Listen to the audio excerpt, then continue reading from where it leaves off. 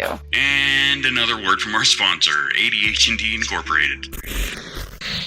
Are you exhausted from doing the things? Overloaded yourself with appointments? Reorganized your entire house due to hyperfocus? Finally mastered your new hobby and realized you lost 12 hours? Do I have the product for you? From the brilliant minds at ADHD Incorporated comes Fuckatol. One dose of Fuckatol will stop that hyperfocus train dead in its tracks, so you can finally get the rest that you will never think you deserve.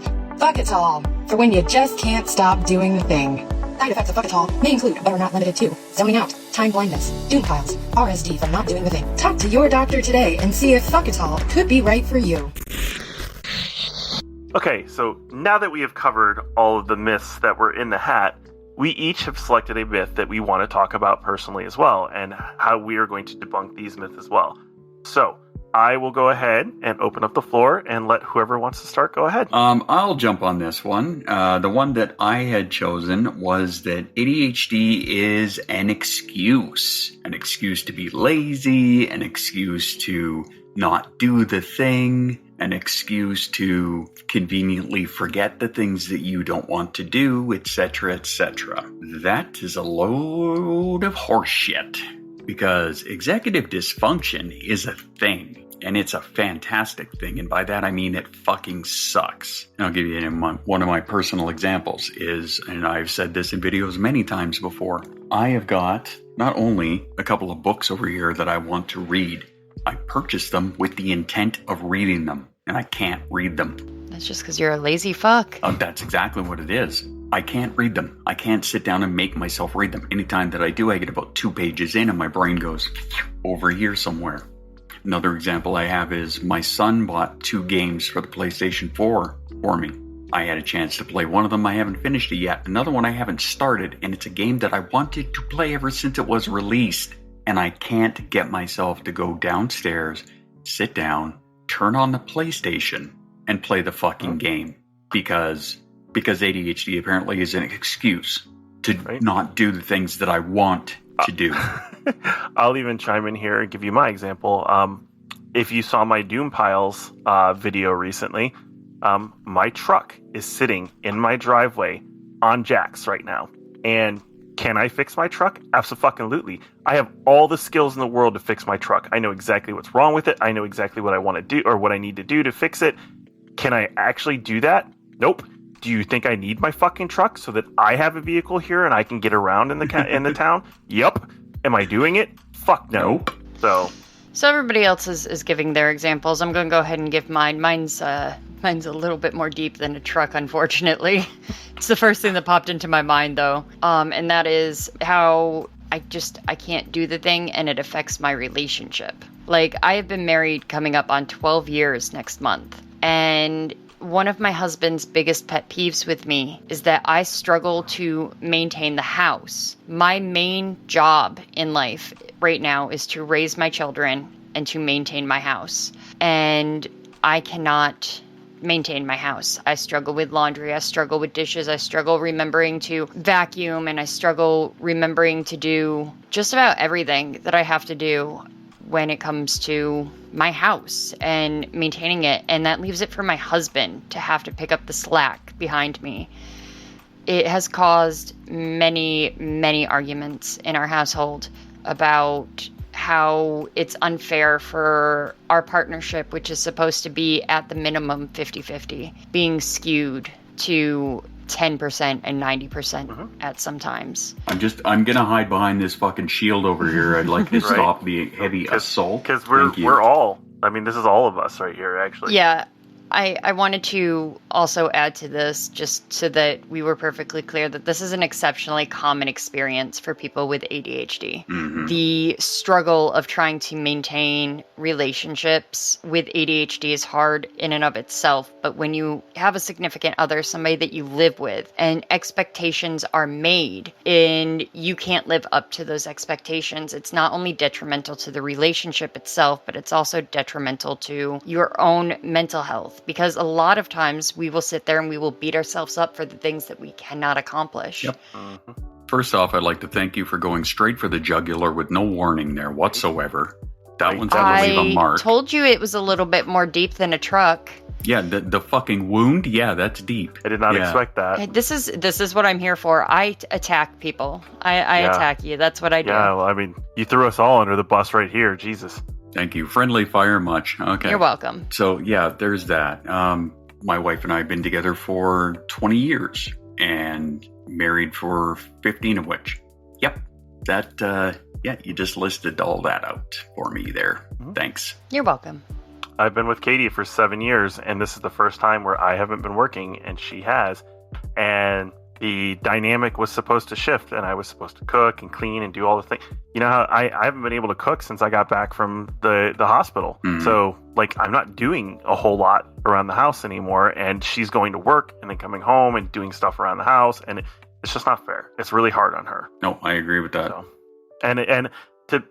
I hate myself for it. People can call me lazy all day long. You can't say something that I haven't said to myself 10 times over and worse. Oh, yeah. Because it stings me worse to have me hear me say this, because I know how to hurt myself better than you could ever. Can. Oh, absolutely. Like the level of RSD that you're feeling Mhm. because of all of this. I'd said the same thing many times is you can't say shit to me that I haven't said to myself already. So, good luck for you making a dent. For me, it actually fucking stings because I'm the one who sits and wallows in it and thinks about it and dwells on You it. can escape a secondary person. I can escape my husband. I cannot escape my own mind. No. But I feel like this is a great segue into mine. Yes, let's go ahead and move on because, damn, that one hurt. Yeah. This one's not going to make you feel any better. Oh, fuck sakes.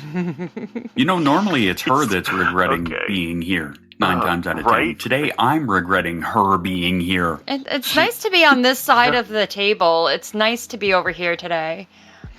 My myth is that having ADHD is not that serious. So I think that we just kind of discussed the fact that having ADHD can cause a lot of issues when it comes to relationships and maintaining those relationships, especially with somebody who lives with us, a significant other, a roommate, what have you, small little gremlin children.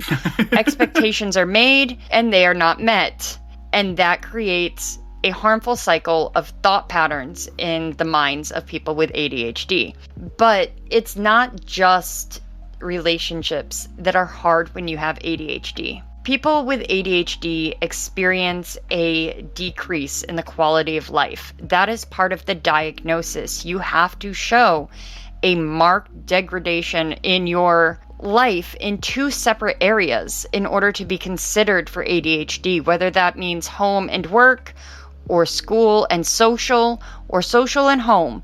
You are going to have to show that you are struggling in at least 2 areas to be diagnosed with ADHD, and that there has to be a decrease in the quality of life in those areas. Additionally, people with ADHD are more prone to anxiety issues, with about half of people with ADHD also suffering at least one form of anxiety. For me, I have generalized anxiety as well as OCD, which, if you did not know, is an anxiety disorder. I have general anxiety as well. My wife does. So ADHD frequently co-occurs with other comorbid conditions. We see that about 70% of people who have ADHD also seek treatment for depression at least once in their lives, with about 1/5 to 1/2 of those adults having something severe like major depressive disorder. Additionally, personality disorders are present in more than half of the population of individuals with ADHD, and comorbid bipolar disorder in adults with ADHD are estimated between 5.1 and 47.1%, and that's a category I fall in. Substance abuse is another thing that is exceptionally common in people with ADHD. Some studies suggest that 25 to 40% of adults with substance abuse also have ADHD. And people with ADHD are at least 1.5 times more likely to develop substance abuse disorders to substances like nicotine, alcohol, marijuana, and cocaine. I am an addict to nicotine. Yes. I was close with alcohol until I took massive controls over it. I was with alcohol for probably 20 to 25 years. A lot of that admittedly was environmental, in that I was working in the industry and that my mother was a hardcore alcoholic. So I I was not only raised with it, but then I went into a career with it. Well, if your mother was an alcoholic, you also had a genetic predisposition for it. Yes, as was my father, actually. My father still is. He's been sober 26 years, I think. So, yeah, I had it coming at me from both sides. Yep. And can we talk about not just substance abuse, but other addictions, which are very problematic? Absolutely. Spending is a huge one. Well, spending is a big one, but I'm going to go ahead and reference this one for me. Gaming is incredibly hard for me because I can hyper-focus on the game to the point where I have called off work or made excuses not to go into work so I could stay home and play I've video never games. done that a bunch of times. And called out of social engagement or just didn't do anything in my life other than play video games for weeks and months on end, right? That's why online gaming is very problematic for me, and I'm very careful about it now because those things suck me in and I lose my life. Yeah. Another common one that doesn't necessarily get discussed very often is a sex addiction. Think of the dopamine, Well, right? ADHD, you tend to swing or to fall into one of two camps. You're either hypersexual or hyposexual. Yeah. Or you vary. Or you vary. That's me. Like you're on a spectrum. What? I know. So more information than you needed to know about me. I am very much in the hyposexual category, but I have been in relationships with people who have ADHD who are in the hypersexual. And I want to clarify also that when we talk about hyposexual and hypersexual, that we aren't necessarily talking about just sex either. There is a lot more that goes into the definitions than sexual acts. But even if we are talking about sex, which we can do because this is an 18 plus fucking podcast, bitches. We're living up to the explicit rating now. Absolutely. That's what I'm here for. I spice things up. 18 plus is this way, motherfuckers. 18 plus is right fucking here. Now sit down. Yes, ma'am. That was a whole lot of Dom energy there. That's scary. And I'm here for it.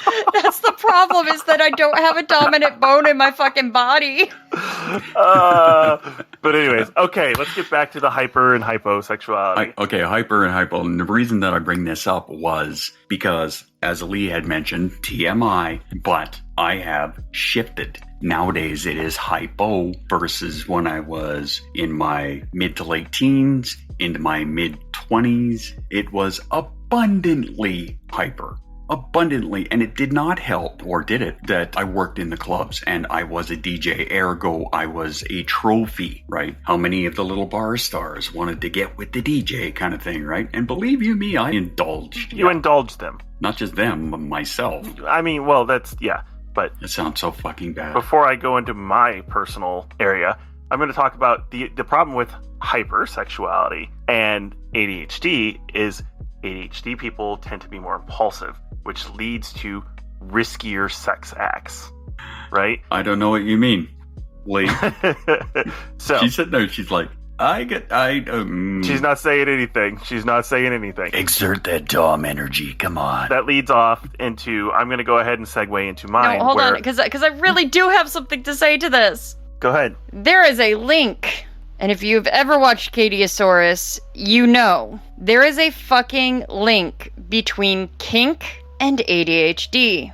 When we talk about people who have ADHD who fall into the hypersexual category and the risky behaviors that they will partake in order to fulfill a need, this also falls into the ability to possibly put yourself in the situation with a fucking abusive partner. Right.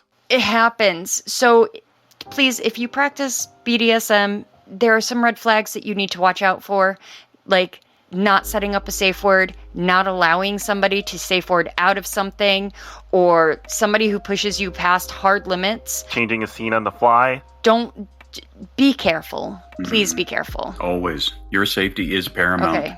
Thank you for attending my PSA. Thank you for providing it. As somebody who, like, they have both talked about their situations, I am a combination type. Of course you are. Because I am... I mean, aren't we all, though? Everybody's fucking skeletons on the table. Come on. I am absolutely hypersexual. I'm going to go ahead and say it. I'm a whore. Like, I'm a straight up whore, right? I still am, right? Like, if I have opportunities, like, we're open, my relationship is open, we have opportunities, we play, right? No problems. But if I'm with a partner for a long period of time, we tend to slip into hypo situations as well, where neither one of us are overly interested at the moment.